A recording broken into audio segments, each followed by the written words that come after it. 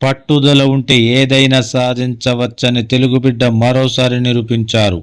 Inter fail అయిన సివిల్స్లో rank సాధించి సత్తా చాటాడు. తిరుపతి జిల్లా సత్యనారాయణవరం మండలం గోవిందప్పనాయుడు కండ్రిగ గ్రామానికి చెందిన పామూరి సురేష్ 10వ తరగతి వరకు సాధారణ విద్యార్థి. ఇంటర్ మొదటి సంవత్సరం ఫెయిల్ అయ్యాడు. దీంతో ఎందుకు పనికి రాడని అందరూ అనుకున్నారు. కానీ సురేష్ మాత్రం తిరిగి నంద్యాలలో డిప్లొమా కోర్సులో చేరి తర్వాత ఈసెట్ రాసి రాష్ట్ర స్థాయిలో 7వ ర్యాంకు సాధించాడు. కర్నూలులో ఇంజనీరింగ్ పూర్తి చేశాక 2011 జెన్కోలో ఏఈగా ఉద్యోగంలో చేరాడు. కానీ సివిల్స్ సర్వీసెస్ రాయాలని సత్తా చాటాలని అనుకున్నాడు.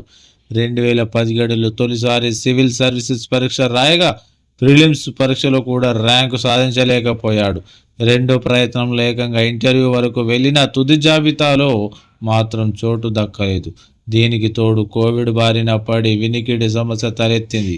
అయినా పట్టు వదలలేదు. సివిల్స్కు ఇబ్బందిగా ఉంది. 2020లో నెలకు 1,50,000 జీతం వచ్చే ఉద్యోగానికి రాజీనామా చేశాడు. పట్టు వదలకుండా ప్రయత్నిస్తూ 2024లో 7వ ప్రయత్నంలో యూపీఎస్సీ సివిల్స్లో 988వ ర్యాంకు సాధించి సత్తా చాటాడు.